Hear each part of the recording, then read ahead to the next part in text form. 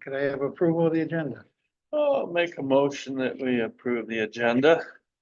So moved or support, all in favor, say aye. Aye. Aye. Call to the public, anybody online? No, just one participant, Mr. Borton. Okay, Jake, if you have anything, you can go ahead and speak now. Doesn't look like it, no, Mr. Chairman. okay.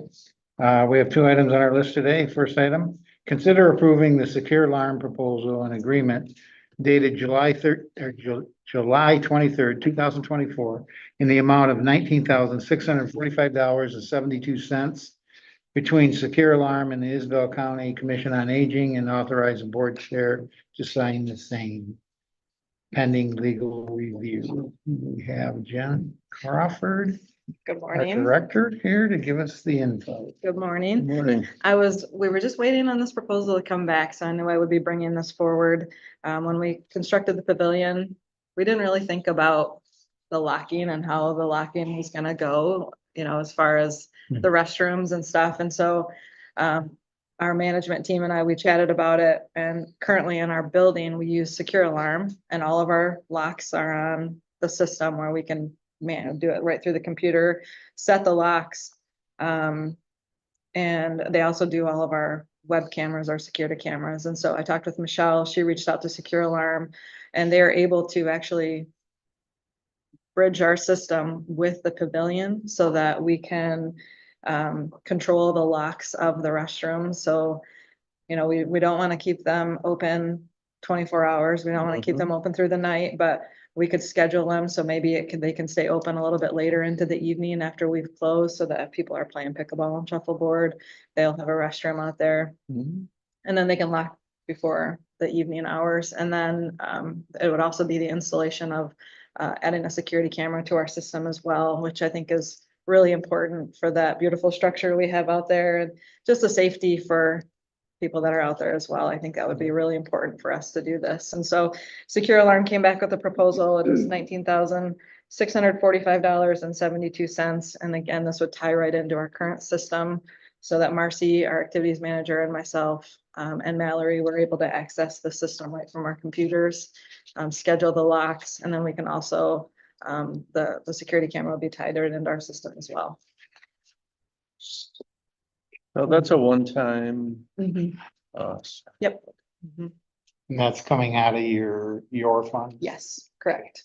Yep. Jen, would there be any, MMRMA, the RAP grants, or any sort of granting grants with it being security that you could look into? I'll look into it. I didn't see Okay. one as far as like the locking, but I'll look and see if maybe No. there would be something. Okay. Cyber.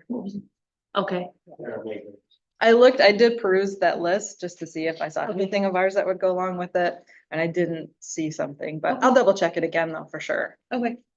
We do have, this did go to legal, and Attorney Perone did have some recommendations, just some of the wording in the agreement. And so Secure Alarm is adjusting that. They thought they'd have it back to me today, and I don't have it yet, but as soon as I have it, they were very open to everything he suggested. So, okay. so hopefully by Sounds good. next week I would have that one. There be any markings out there to let them know that we do have cameras, and I mean, that deters people sometimes. Sure. too, Right? Sure, yeah, we can definitely look at that and see if we can have a sign that would say something. We wanted to put some of those out in our dumpster. And we did it, but let's smile. Hey, you're on camera. Uh, Throwing your trash in our dumpster. yes. Now we have a lock-in dumpster, that fixed that. Okay. Yeah, that's a good idea. Have some kind of signage out there. Mhm. You have any other questions? I don't.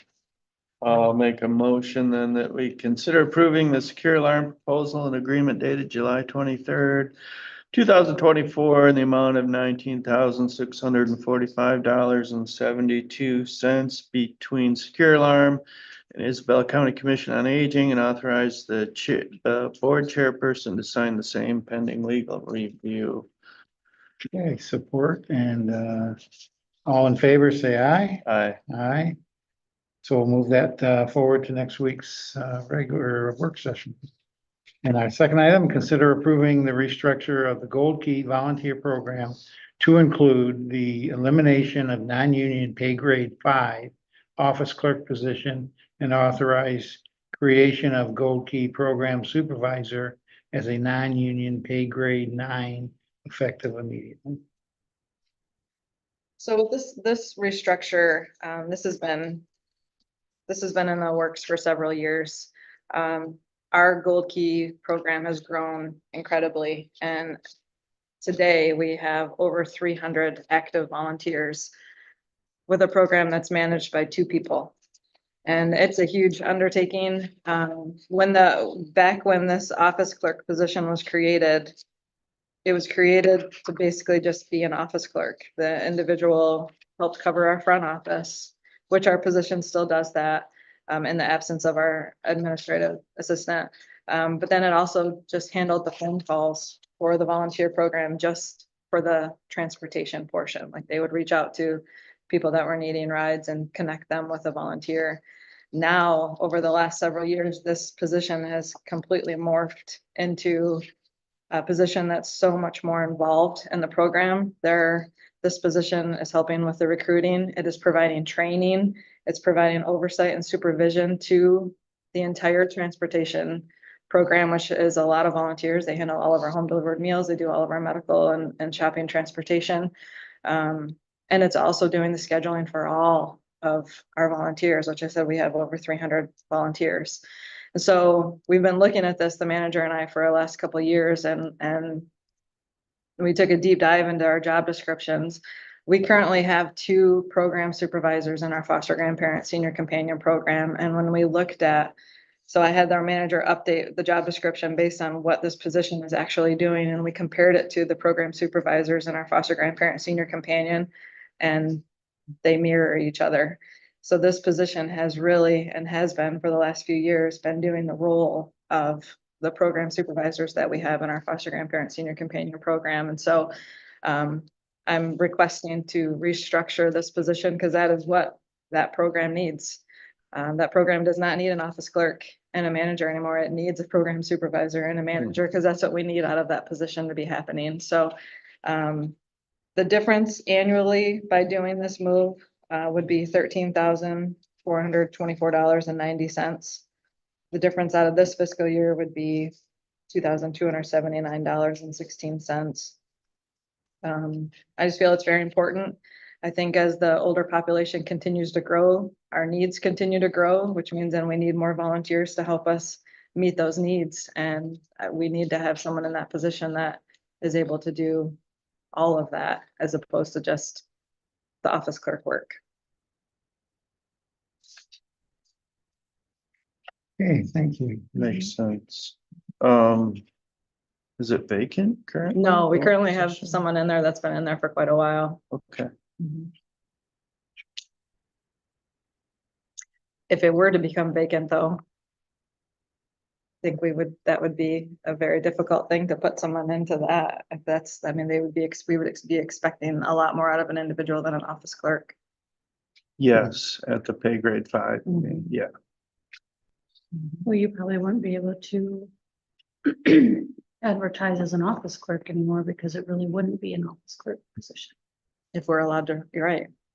Right. I mean, if it did become vacant. Mhm. Yeah, you have to go down the path of more of a supervisor. Mhm.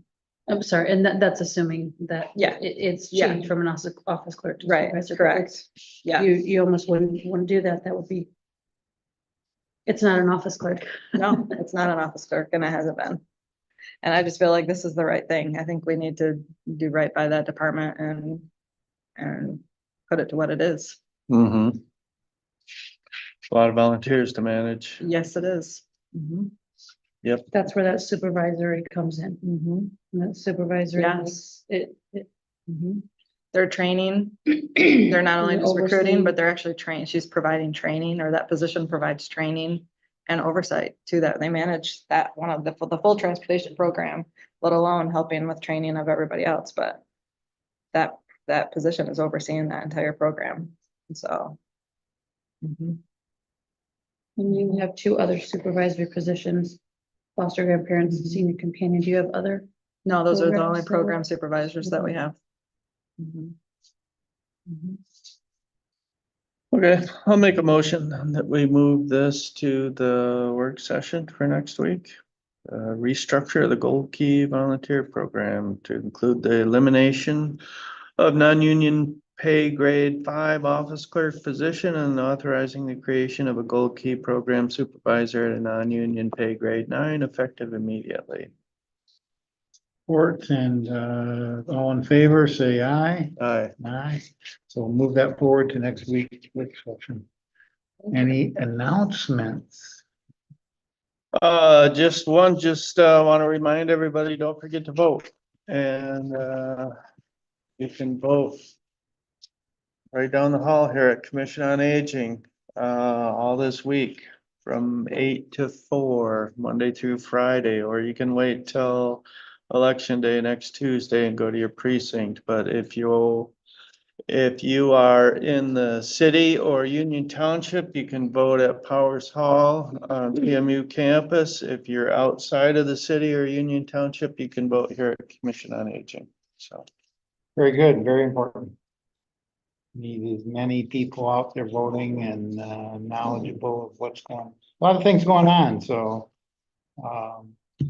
Please take time, get out and vote. Okay, then we'll call to the public None online? and none online. Okay, then I'll adjourn the meeting. all right.